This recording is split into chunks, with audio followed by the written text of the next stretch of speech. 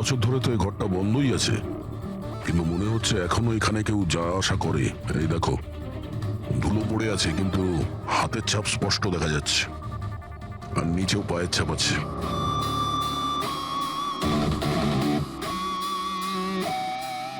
খুনি এই চেয়ারেও বসে।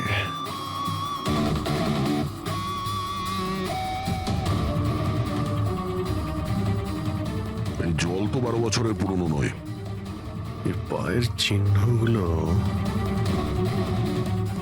দেখি এটা কত দূর গেছে।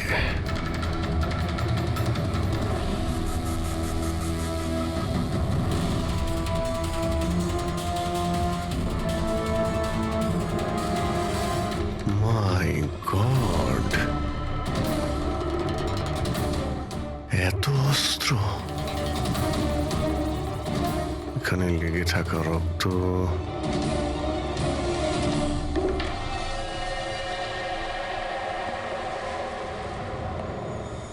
এই রক্তগুলো হয়তো এই সমস্ত নিষ্পাপ শিশুদেরই হবে যাদের জীবন অজিত কেড়ে নিয়েছিল। এত ছোট আদরের বাচ্চাদের কেউ মারবে ভাবতে পারে কি করে? এই অজিত তো পাগল ছিলই, যে ওকে নকল করতে চায় সেও মানসিকভাবে অসুস্থ।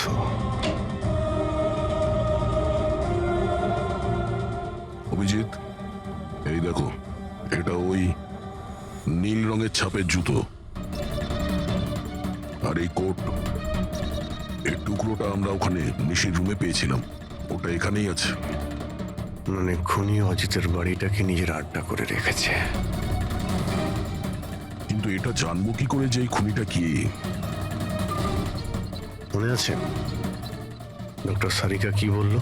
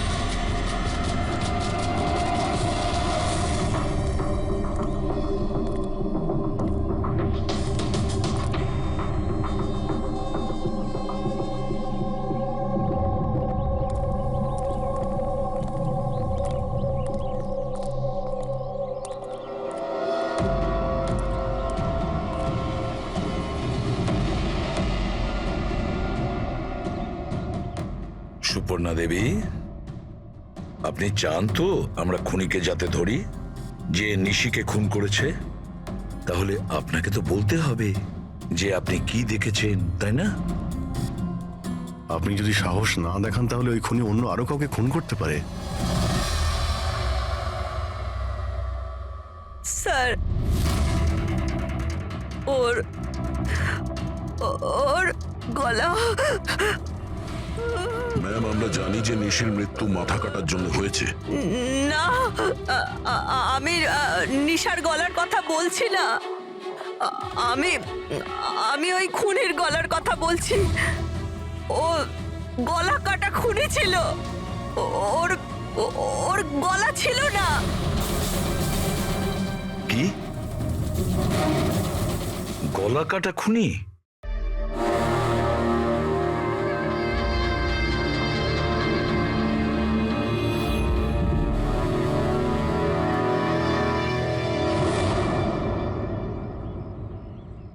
ওই হবে, ওই ফিরে এসেছে। আপনি কার কথা বলছেন সুপর্ণা দেবী? কে ফিরে এসেছে? অজিত।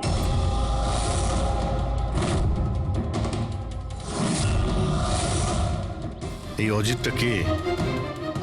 12 বছর আগে আমাদের পাড়াতেই থাকতো, আর আর বাচ্চাদের তুলে নিয়ে চলে যেত।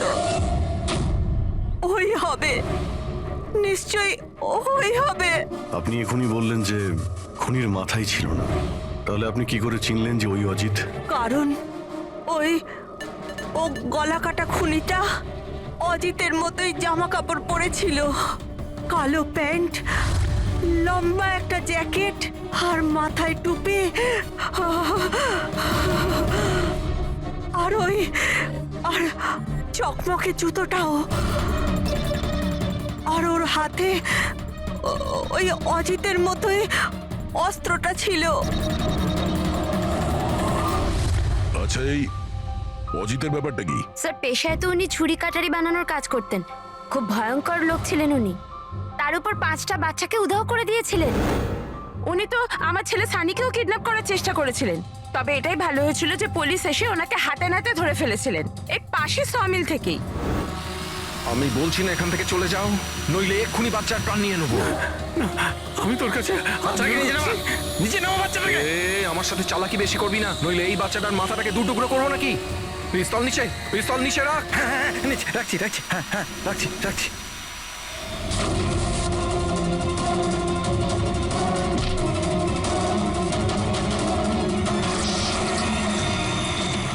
স্যার, আমার তো কিছু মনেও নেই যে ছোটবেলায় আমার সাথে এরকম কিছু হয়েছিল।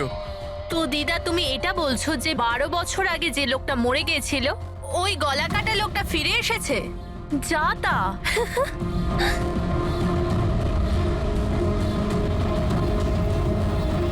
সুপর্ণা দেবী, কোনো মারা যাওয়া লোক আবার কিভাবে ফিরে আসে? হ্যাঁ, ঈশা বেবিকে কেউ তুলে নিয়ে গেছে।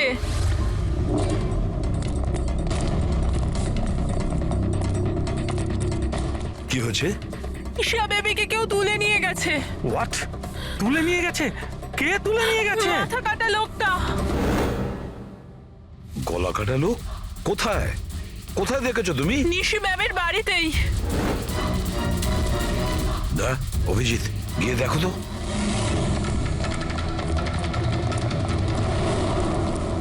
কোন দিকে? আপনারা এখানেই দাঁড়ান।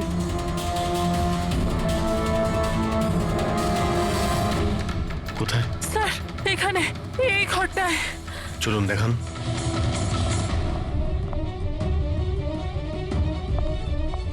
স্যার,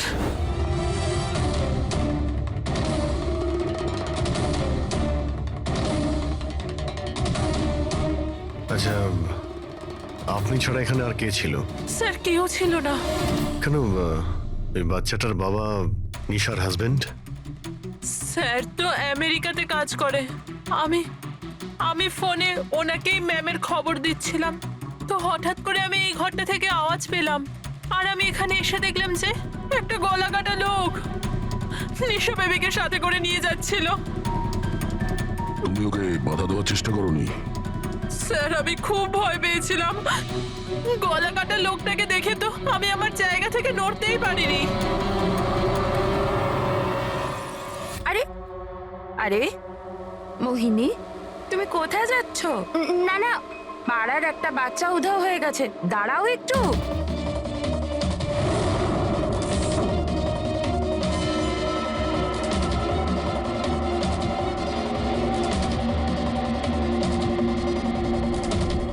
ঈশাকে খুঁজে বার করবো আমরা। হ্যাঁ, অভিজিৎ, জুতোর ছাপ হয়তো খুনিরই হবে। স্যার, হ্যাঁ প্রবি, স্যার এই লেদারের টুকরোটা পেলাম পিছনের দরজা থেকে। হতে পারে কোনো জ্যাকেটের এটা। জ্যাকেটের? আচ্ছা, ওই অপরাধী এইরকম কোনো জ্যাকেট পরেছিল কি? হ্যাঁ স্যার। স্যার, আপনি প্লিজ ঈশা বেবিকে যে কোনো ভাবে বাঁচিয়ে দিন। ভয় পাবেন না, আমরা চেষ্টা করে দেখছি। স্যার, খুনি দেখতে কেমন ছিল আমরা তো জানিই না, ওকে ধরবো কিভাবে? কিন্তু এই সুবর্ণা ম্যাডাম বলছিল যে ওই মাথা কাটা লোকটা অজিত। একটা কাজ করি, 12 বছর আগে অজিতের কেসটা যে ইন্সপেক্টর হ্যান্ডেল করছিল, ওনাকে বিউরোতে ডাকলেই সব জানতে পারা যাবে।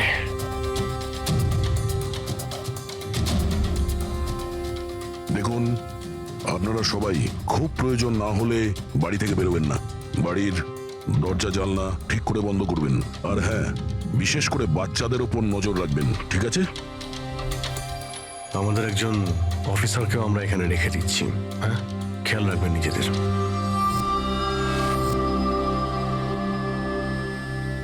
আচ্ছা, এটা কি দাদাগিরি হচ্ছে সিআইডির?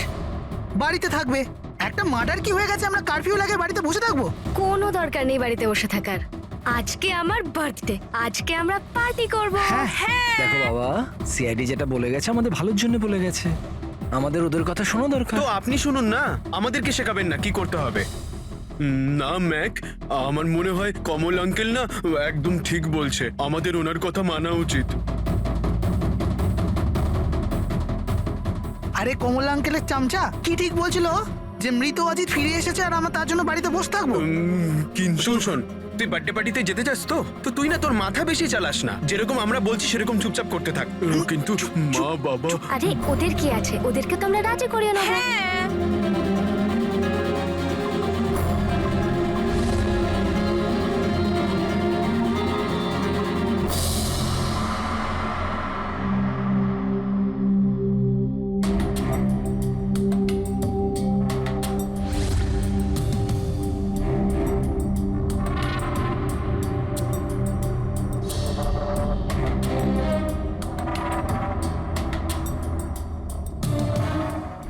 আমি এই কেসটা হ্যান্ডেল করছিলাম।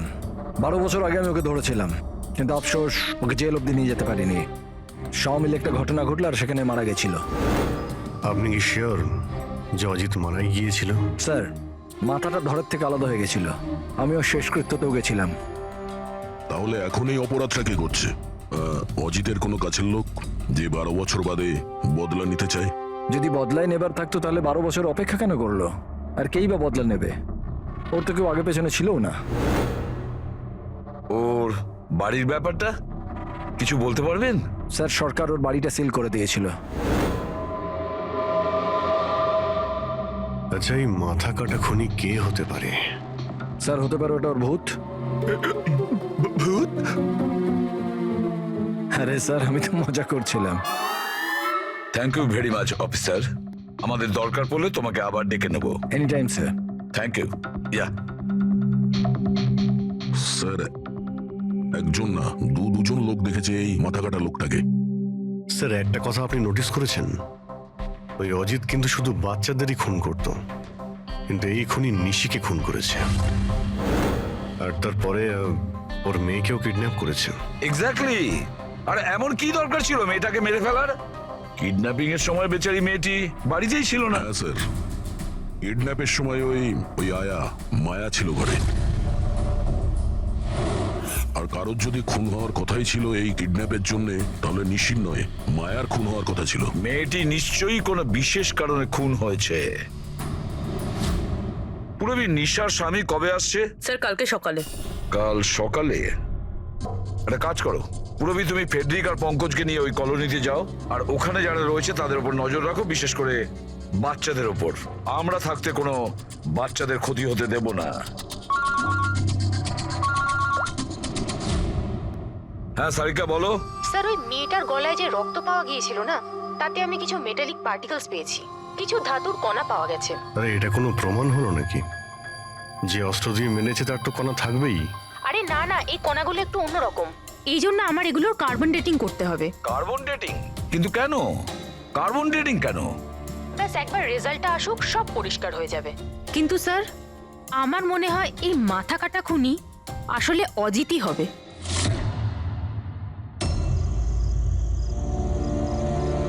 এই টিনা আর সঞ্চিতা কোথায়? হ্যাঁ রে, একদম ভালো লাগছে না। আরে এসে গেছে দেখ। ভাই, টিনা তো বললো আসবে না, ও বললো যে ও ভয় পাচ্ছে। ছাড় ওকে, আরে গাইস, ভয় পাবার কোনো দরকার নেই, ভয় পেও না। চলো আমরা বার্থডে পার্টি এনজয় করি, চল। তাড়াতাড়ি চলো। কিন্তু মা বাবা যদি জানতে পারে তাহলে? আরে বাবা, আরে মা বাবা জানতেই পারবে না। কিন্তু ভাই আরো একবার ভাবতে পারতিস, আমাদের কিছু হয়ে গেলে তো। আরে কিছুই হবে না, এর আগে কেউ জানতে পেরে যাক, আমরা এখান থেকে পালাই। চল চল দাঁড়াও,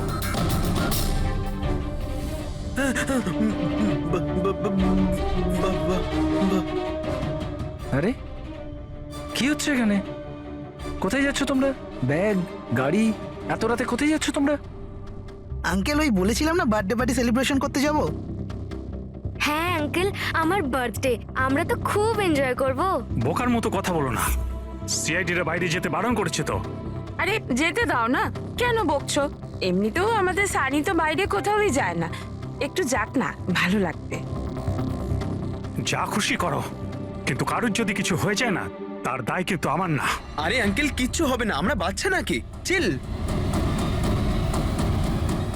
আরে কি দরকার যাওয়ার, দেখছিস তো কি অবস্থা চারদিকে, ওই গলাকাটা লোকটা এখানেই ঘুরছে। কিচ্ছু হবে না, শুধু আমাদের যেতে দাও। আর এমনি তো আমরা কি বাচ্চা নাকি?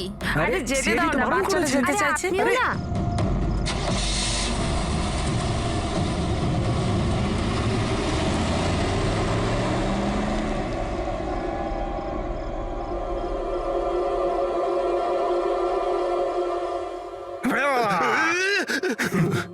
আরে ভাই, আমাকে কেন ভয় দেখাচ্ছিস? হ্যাঁ বলছি শোন, সাবধানে থাকবি। ওই কলাকাটা লোকটা আশেপাশেই কোথাও থাকতে পারে, এটাই তো ওনার বাড়ি। আরে এখানে কেন দাঁড়িয়ে আছেন, চলুন তাহলে।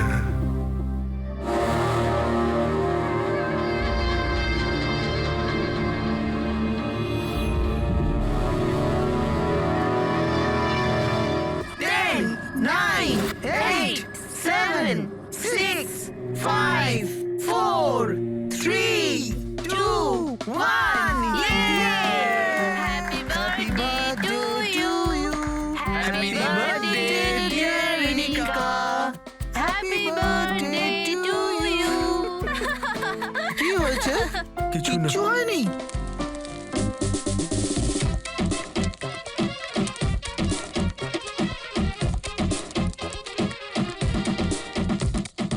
আরে তোর দ্বারা হবে না, চল যা ভেতরে গিয়ে নাচ, চল যা যা। বোকা কোথাকার। আমরা বারণ করা সত্ত্বেও আপনারা ছেলে মেয়েদের বাইরে যেতে দিলেন, হ্যাঁ?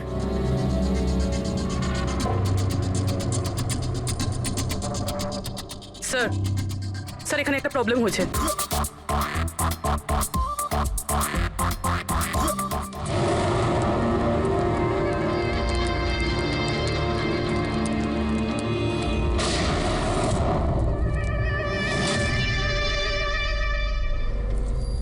গুলি চলার আওয়াজ ছিল তো, কিছু গন্ডগোল মনে হচ্ছে। হ্যাঁ ম্যাক, আমিও একটা আওয়াজ শুনলাম খুব জোরে। কোনো গন্ডগোল নয়, আর কোনো গন্ডগোল হলে না আমরা সামনে নেব। এক কাজ করো, তোমরা দুজন ওখানে গিয়ে দেখো, আর তুমি এদিকে, আর আমরা পিছনে যাচ্ছি। আর আমি তুই না এই মাটিতে গর্ত কর আর তার ভেতরে লুকিয়ে পড়।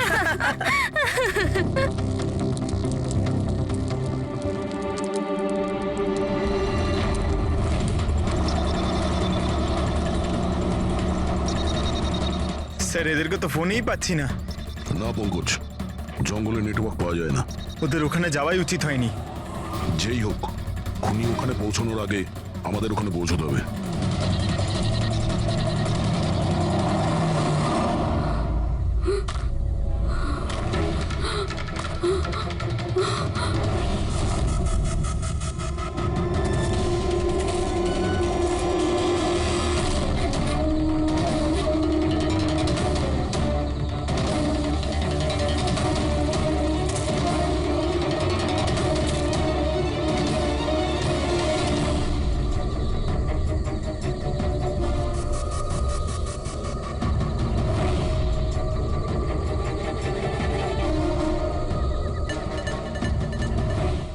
সঞ্চিতা, সঞ্চিতা, ম্যাক, তোমরা সবাই কোথায়?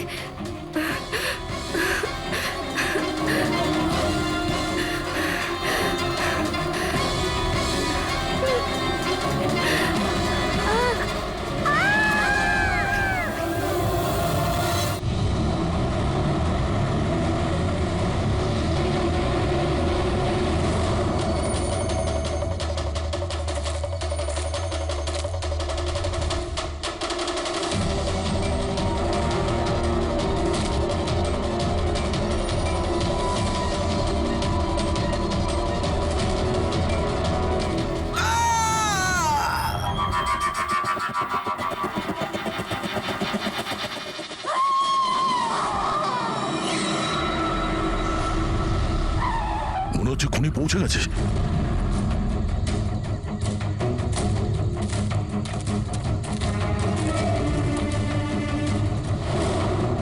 আওয়াজ এখান থেকে এসছে, নিচে গিয়ে দেখি।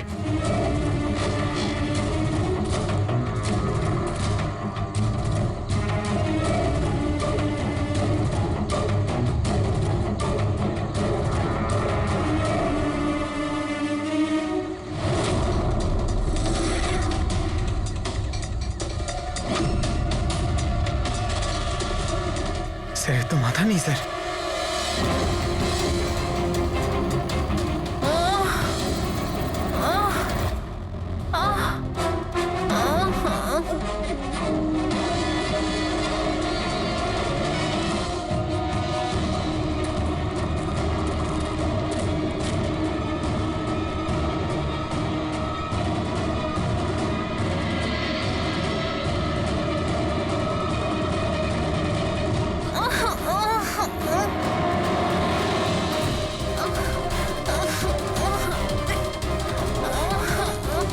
Oh no!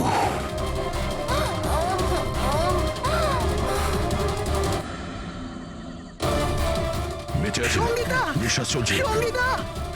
শ্বাস প্রশ্বাস চলছে। স্যার ওই মাথা কাটা লোকটা এখানেই আছে। তোমাদেরকে বলা হয়েছিল না বাড়ির থেকে বাইরে বেরোবে না? হ্যাঁ, দেখেছো তার ফল। চলো তাড়াতাড়ি, একে হসপিটাল নিয়ে যেতে হবে। দুটো প্রাণ গেছে, দুটো প্রাণ। আর এই কেসে যেন আর কারোর ক্ষতি না হয়, এটা আমাদের দায়িত্ব। সঙ্গীতা সঙ্গীতা যদি বেঁচেও যায়, জানি না ও কথা বলার পজিশনে আদৌ থাকবে নাকি না। স্যার জানেন ওই বাচ্চাটা এখন কি অবস্থায় রয়েছে? ও যদি খুঁজে না বের করতে পারি তো। একটা কথা স্যার, এসব যেই করছে তার মাথা তো কাটা হতে পারে না স্যার। জঙ্গলের প্রত্যেকটা কোণাও চেনে, আর ওর এটাও জানা ছিল যে বার্থডে পার্টি কোথায় হচ্ছে। স্যার মনে হয় ওই কলোনিতে থাকে এমন কেউ। হ্যাঁ পুরবী, কলোনিতে যারা আছে তাদের ব্যাকগ্রাউন্ড চেক করেছিলাম না? হ্যাঁ স্যার, এদের দুজনকে সন্দেহ হয় স্যার, মোহিনী আর অভয়। শুধু মোহিনী আর অভয়কেই কেন সন্দেহ করছি? হ্যাঁ স্যার, এই অভয় সানির বাবা।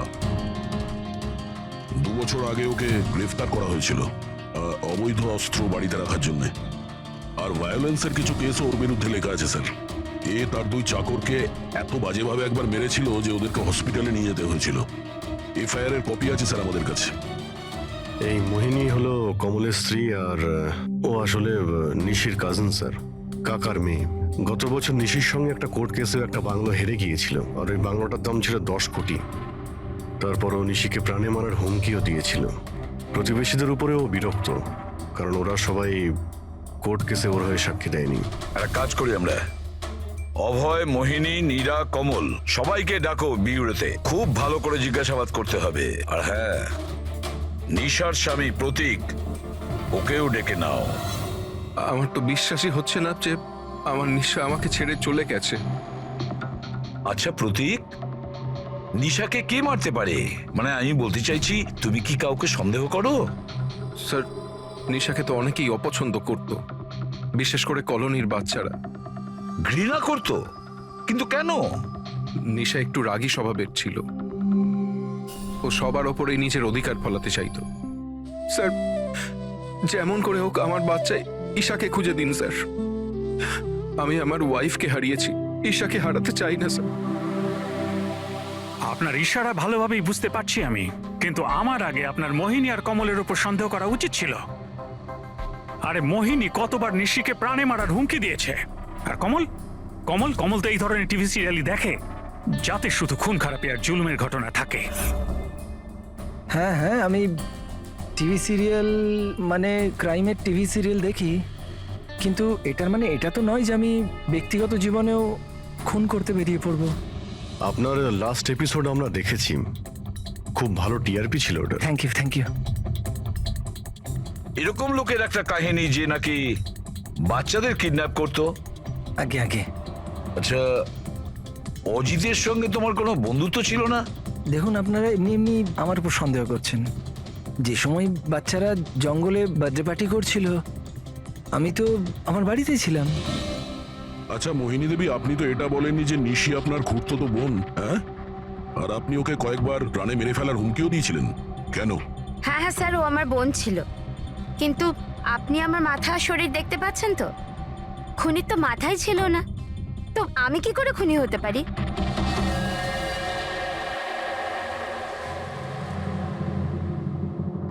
এই অভয়, মোহিনী, নীরা, কমল, খুনি তো এই চারজনের মধ্যে যে কেউ হতে পারে। কলোনির সব লোককে বলে দাও ওরা যেন বাড়ির থেকে না বেরোয় যতক্ষণ না এই গলা কাটা খুনি ধরা পড়ে। এখন তো একটা চিন্তা ঢুকে গেল বেচারি ওই ঈশার ব্যাপারে।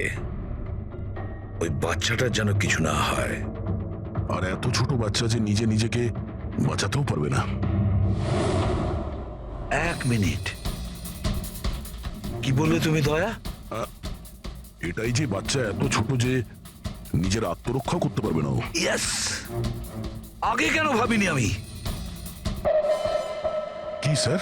ওই রুমটা যেখান থেকে ঈশাকে কিডন্যাপ করা হয়েছিল, ওই রুমে সমস্ত জিনিস ছড়ানো ছিটানো পড়েছিল। এটা তখনই হয় যখন দুজনের মধ্যে মারামারি হয়। ওই মায়া বলছিল যে ওর সঙ্গে কোনো হাতাহাতি হয়নি। গলা কাটা লোকটাকে দেখে তো আমি আমার জায়গা থেকে নড়তেই পারিনি। এক্স্যাক্টলি।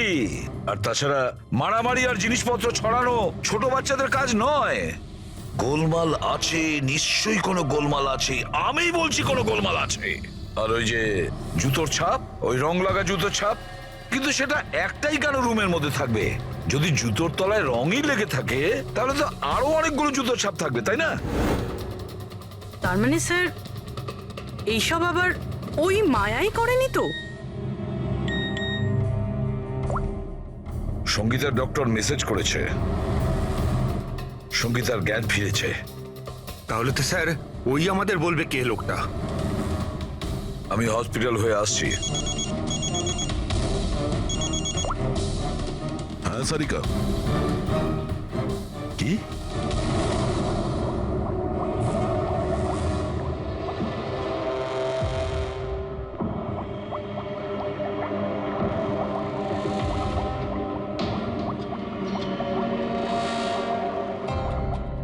কি ডক্টর সারিকা, আপনিও কি বলছিলেন?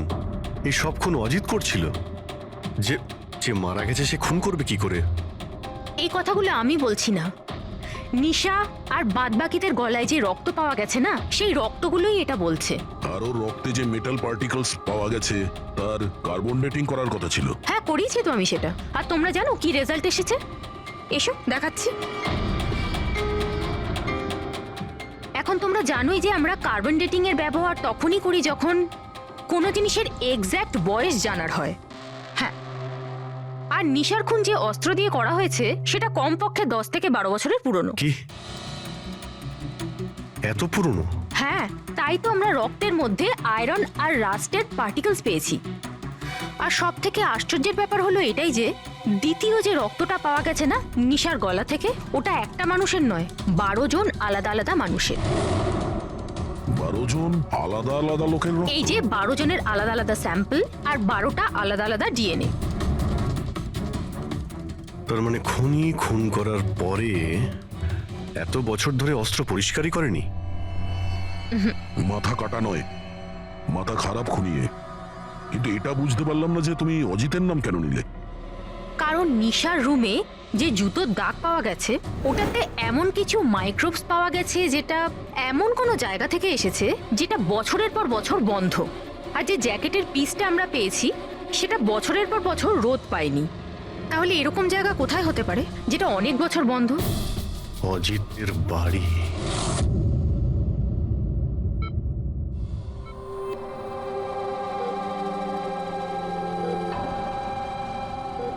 সঙ্গীতা, কেমন আছো মা?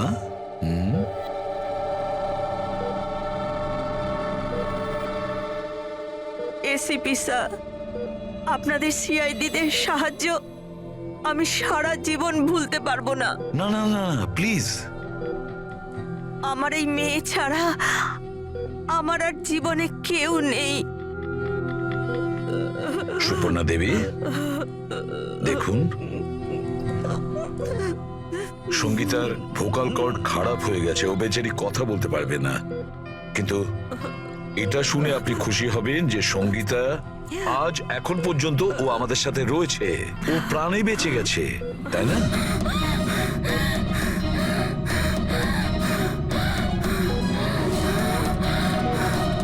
সঙ্গীতা,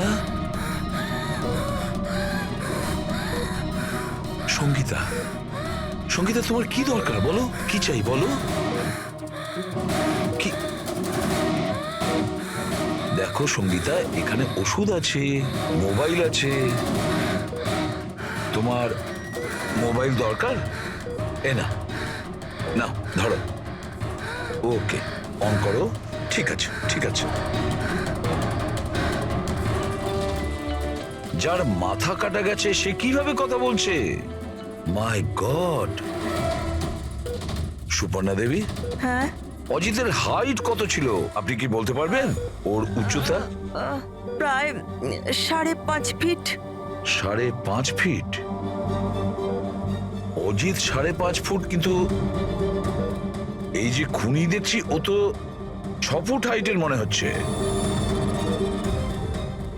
অজিত 5.5 ফিট আর খুনি 6 ফিট, তাহলে অজিত নাকি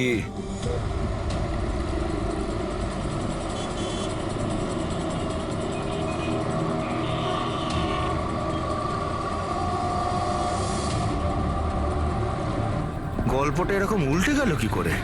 এই মোহিনী তো নিশার পেছনে লেগেছিল, তাহলে আজ প্রতীকের সাথে হাত মেলাচ্ছে কেন? এরা দুজন আবার জোট পাকায়নি তো?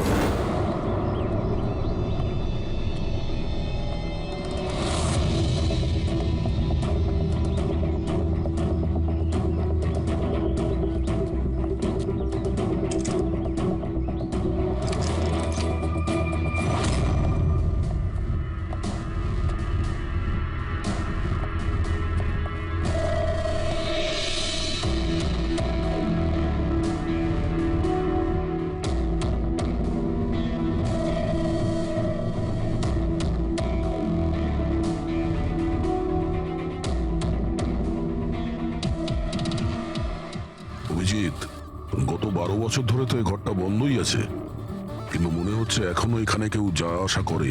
এই দেখো, ধুলো পড়ে আছে কিন্তু হাতের ছাপ স্পষ্ট দেখা যাচ্ছে, আর নিচেও পায়ের ছাপ আছে।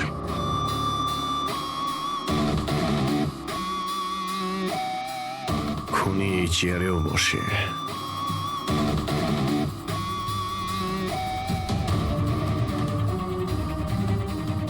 এই জল তো 12 বছরের পুরনো নয়। এর পায়ের চিহ্নগুলো দেখি এটা কত দূর গেছে।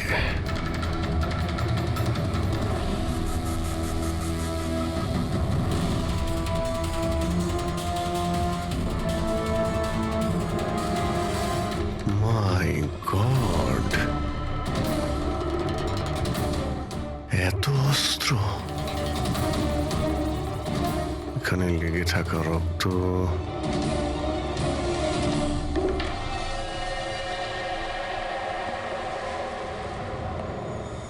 এই রক্তগুলো হয়তো এই সমস্ত নিষ্পাপ শিশুদেরই হবে যাদের জীবন অজিত কেড়ে নিয়েছিল। এত ছোট আদরের বাচ্চাদের কেউ মারবে ভাবতে পারে কি করে? এই অজিত তো পাগল ছিলই, যে ওকে নকল করতে চায় সেও মানসিকভাবে অসুস্থ।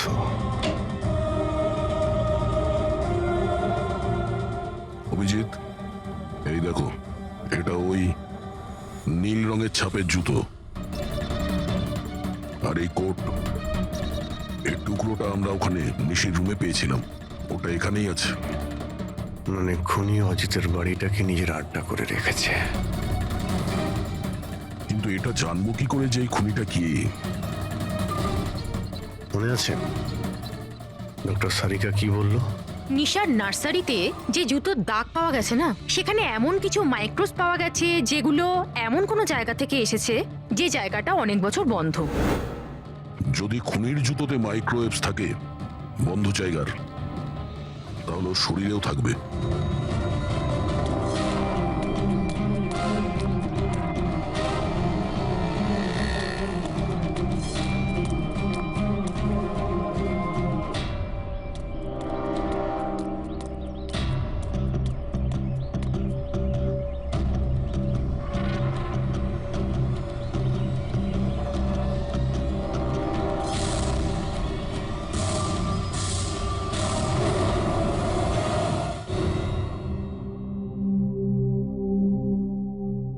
এ সিআইডিরা আমাদের বারবার এখানে ডেকে বিরক্ত কেন করছে?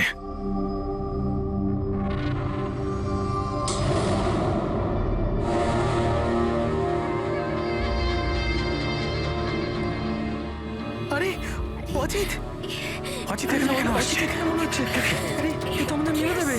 আরে কেউ বাঁচাও, অজিত বেঁচে আছে? কেউ আছে নাকি? কেউ বাঁচাও। আরে অজিত এখানে কি করে? আরে আরে ভয় লাগছে তো। অজিত অজিত এখানে আমাদের প্রাণ না।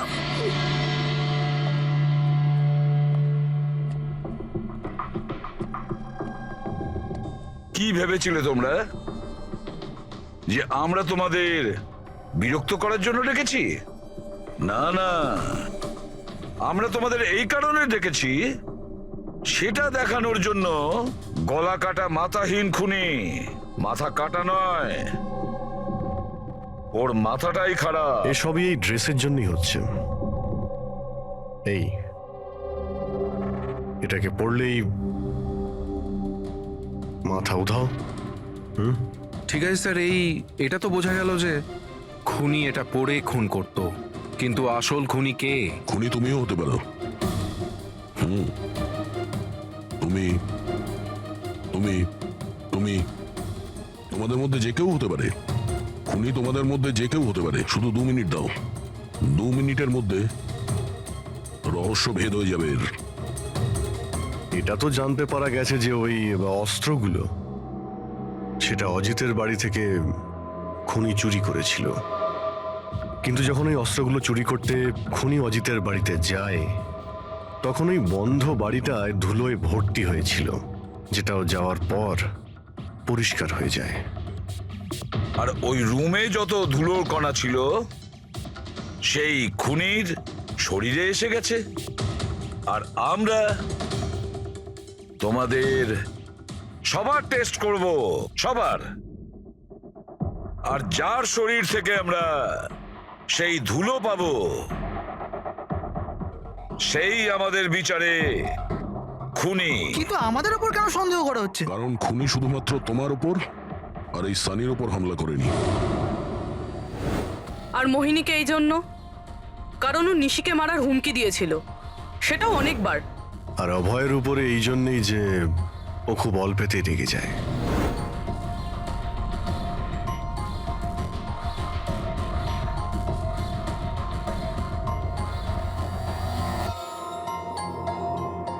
স্যার আমাকে কেন সন্দেহ করছেন? সেটা এই কারণে প্রতীক বাবু যে আপনার সাথে আপনার স্ত্রীর শত্রুর হাত মেলাতে আমাদের অফিসার দেখে ফেলেছে।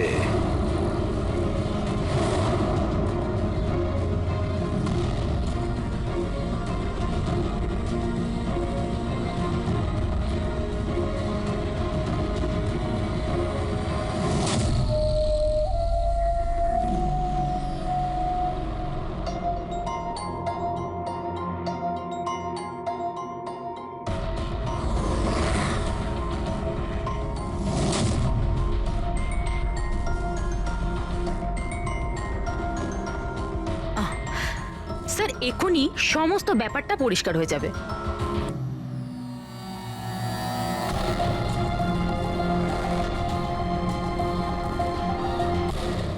রেজাল্ট কি হলো? জানা গেল খুনিকে? হ্যাঁ, আমরা জানতে পেরেছি খুনিকে। খুনি আপনি আপনি আপনি আপনিও আপনিও আপনাদের মধ্যে কেউ নয়। খুনি হলো এই সানি। সানি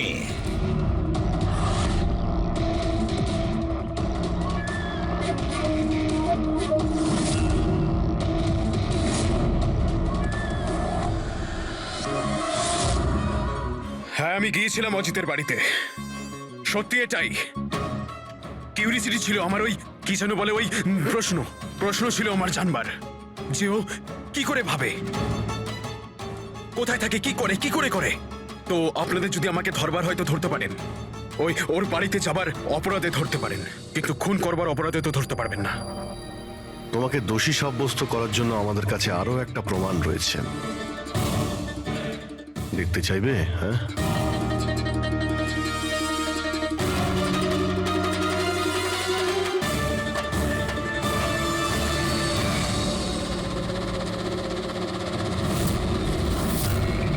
এটা তো ঈশা। সানি, কেন করেছিস তুই এসব? কেউ কেন করে? কেন করে? কিছু তো দরকারি হয়, প্রয়োজনীয়। চুপ! খুন কারোর করার দরকার ছিল না। এইরকম ভাবনা শুধু বিকৃত মস্তিষ্কেই আসে। এসিপি স্যার, আপনি সিআইডির অনেক বড় বাহাদুর অফিসার। দেশের বাচ্চা বাচ্চা আপনার বাহাদুরির গল্প শোনে, সবাই চেনে আপনাকে। কিন্তু আমার মতো দুর্বলদের এই সমাজ কিভাবে পায়ের নিচে দলে দেয় সেটা বোঝবার আপনার ক্ষমতা নেই। কেন? কি এমন অন্যায় করেছে সমাজ তোমার সাথে? হ্যাঁ, আমাকে ব্যবহার করেছে, আমাকে এমন ভাবে ব্যবহার করেছে যেন আমি একটা ডাস্টবিন। ওই নিশা আমাকে দিয়ে ওর বাড়ির সব কাজ করায়। আর স্যার, ভুলেও যদি কোনো ভুল হয়ে যায় তাহলে ঝাঁটা দিয়ে মারতো। বাবা, এত সব রাগ তুমি তোমার নিজের মধ্যে পুষে রেখেছিলে, আমাকে কিছু বলনি কেন?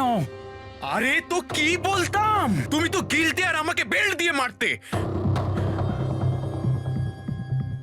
এটা তো খুব ভালো হয়েছে যে সিআইডি আমাকে ধরে ফেলেছে, নয়তো পরবর্তী খুন তোমার করতাম।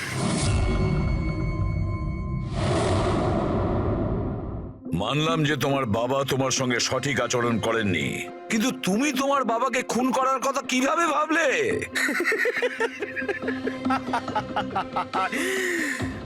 আপনিও তো আপনার ছেলেকে মেরেছিলেন।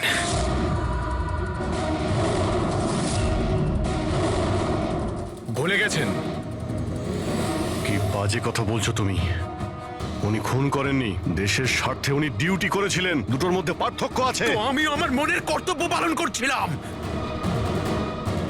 ভালোবাসতাম আমি রিনিকাকে, কিন্তু ও কি করলো? সব বন্ধুদের সামনে মজা করলো আমাকে নিয়ে।